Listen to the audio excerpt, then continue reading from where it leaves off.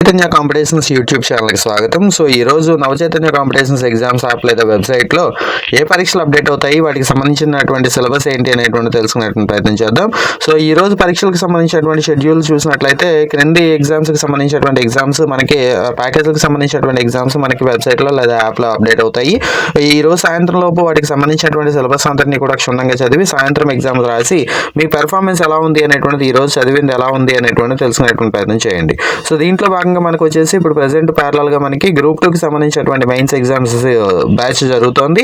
అలాగే డివైఓకి సంబంధించి 2 బ్యాచ్లు రన్ అవుతూ ఉన్నాయి. 5వ బ్యాచ్ 6వ బ్యాచ్ రన్ అవుతూ ఉన్నాయి. అలాగే లాంగ్ టర్మ్ ప్యాకేజ్లో భాగంగా SET, school assistant maths, physics, biology, social studies, Telugu వాళ్ళకి చాప్టర్ వైజ్ ఎగ్జామ్స్ జరుగుతూ ఉన్నాయి. అలాగే సబ్జెక్ట్ వైజ్ ఎగ్జామ్స్ బ్యాచ్లు కూడా జరుగుతున్నాయి. సో చాప్టర్ వైజ్ ఎగ్జామ్స్ వచ్చేసి 6-7 బ్యాచ్లు జరుగుతూ ఉంటే సబ్జెక్ట్ వైజ్ ఎగ్జామ్స్ వచ్చేసి ఫస్ట్ బ్యాచ్ నడుస్తుంది. సో వీటికి సంబంధించినటువంటి సిలబస్ ఈ విధంగా స్క్రీన్ మీద మీకు చూపించేటువంటి ప్రయత్నం చేస్తాను. సో మీకు సంబంధించినటువంటి బ్యాచ్ వచ్చినప్పుడు ఒకసారి పాస్ చేసుకుని ఈరోజు సిలబస్ ఏంటి అనేది తెలుసుకునేటువంటి ప్రయత్నం చేయండి. ఈ సిలబస్ షీట్ ఇలా రోజు చూడాల్సిన అవసరం లేదు. డైరెక్ట్గా మీరు వెబ్సైట్లోకి వెళ్ళినట్లయితే లేదా యాప్లోకి వెళ్ళినట్లయితే అక్కడ సిలబస్ అనేటువంటి బటన్ ఉంటుంది. ఆ సిలబస్ అనే బటన్ మీద క్లిక్ చేసినట్లయితే మీకు డే వైజ్ ప్లానింగ్ అనేది అప్ టు లాస్ట్ డే వరకు కూడా ఏ రోజు ఏ సిలబస్ మీద ఎగ్జామ్ ఉంటుంది అనేది క్లియర్గా మీకు అక్కడ చూపించడం జరుగుతుంది సిలబస్ షీట్లో. సో దాన్ని మీరు డౌన్లోడ్ చేసుకుని దగ్గర పెట్టుకుని దాని ప్రకారం ఫాలో అవ్వచ్చు. చాలామంది అభ్యర్థులు డిఎస్సి సిలబస్ మీద డిఎస్సి ఎగ్జామ్ మీద కొద్దిగా ఇంకా నోటిఫికేషన్ రాలేదు అనేటువంటి అలసత్వాన్ని ప్రదర్శిస్తూ ఉన్నారు. సో గవర్నమెంట్ చెప్పినటువంటి మాటల ప్రకారము అది నమ్మి కనుక ముందుకు వెళ్తూ ఉన్నట్లయితే గవర్నమెంట్ చెప్పేటువంటి మాటల ప్రకారము నోటిఫికేషన్ వచ్చిన తర్వాత కొంచెం ప్రిపరేషన్కి తక్కువ సమయం మాత్రమే ఇచ్చేందుకు అవకాశం ఉంటుంది అని చెప్తోంది. సో జూన్ 12వ తారీఖు నాటికి రిక్రూట్మెంట్ పూర్తి చేసి టీచర్లు పాఠశాలలో చేరేటువంటి ఏర్పాట్లు చేస్తాము అని చెప్తోంది. కాబట్టి బహుశా ఫిబ్రవరి మార్చి నెలల్లో నోటిఫికేషన్ ఇచ్చి ఏప్రిల్ మే నెలల్లో ఎగ్జామ్ కండక్ట్ చేసి జూన్ నెలలో రిక్రూట్మెంట్ దిశగా అడుగులు వేసేందుకు ప్రయత్నం కనిపిస్తోంది. మే ఎండింగ్ లోపు రిక్రూట్మెంట్ పూర్తి చేయడం, జూన్ 1 నుంచి ట్రైనింగ్ ఏర్పాటు చేయడం అనేలాగా కనిపిస్తోంది. సో డిఎస్సీలు ఎప్పుడు ఆలస్యంగా జరుగుతూ ఉంటాయి అనేది కరెక్టే, కానీ ఒకవేళ పొరపాటున డిఎస్సీ కనుక సకాలంలో జరిగిపోయింది అన్నట్లయితే ఖచ్చితంగా లాస్ అయ్యేది నువ్వే. కాబట్టి ఎట్టి పరిస్థితుల్లోనూ అలసత్వం వహించొద్దు. ఇప్పటి నుంచి కొంచెం సీరియస్గా చదువుకుంటూ వెళ్ళగలిగినట్లయితే ఖచ్చితంగా విజయం వైపుకి నడిచేందుకు అవకాశం ఉంటుంది.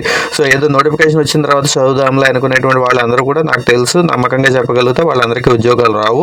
ఎవరైతే నోటిఫికేషన్ వచ్చే లోపు సిలబస్ని చదవడం పూర్తి చేసేసి నోటిఫికేషన్ వచ్చిన తర్వాత రివిజన్ చేసుకుందాము అనుకునేటువంటి వాళ్ళు ఎవరైతే ఉన్నారో వాళ్ళు మాత్రమే విజయం వైపుకు నడిచేందుకు అవకాశం ఉంటుంది. సో నువ్వు నోటిఫికేషన్ పూర్తి చేసుకునే నోటిఫికేషన్ నాటికి సిలబస్ ప్రిపరేషన్ పూర్తి చేసి విజేతగా మారుతావా, లేదు నోటిఫికేషన్ నాటికి ఇంకా మేనవేషాలు లెక్క పెడుతూ ఇంకేదో జరుగుతుందిలే నోటిఫికేషన్ ఇవ్వర్లే ఇదిలే అనుకుంటూ రాజకీయ మాటలన్నిటి కూడా నమ్ముకుంటూ ప్రిపరేషన్ పక్కన పెట్టేసి జస్ట్ లైట్ తీసుకుని ముందుకి సాగుతూ లోజర్గా మిగిలిపోతాం అనేటువంటి నిర్ణయించుకోవాల్సినటువంటి పరిస్థితి మీ చేతిలోనే ఉంది.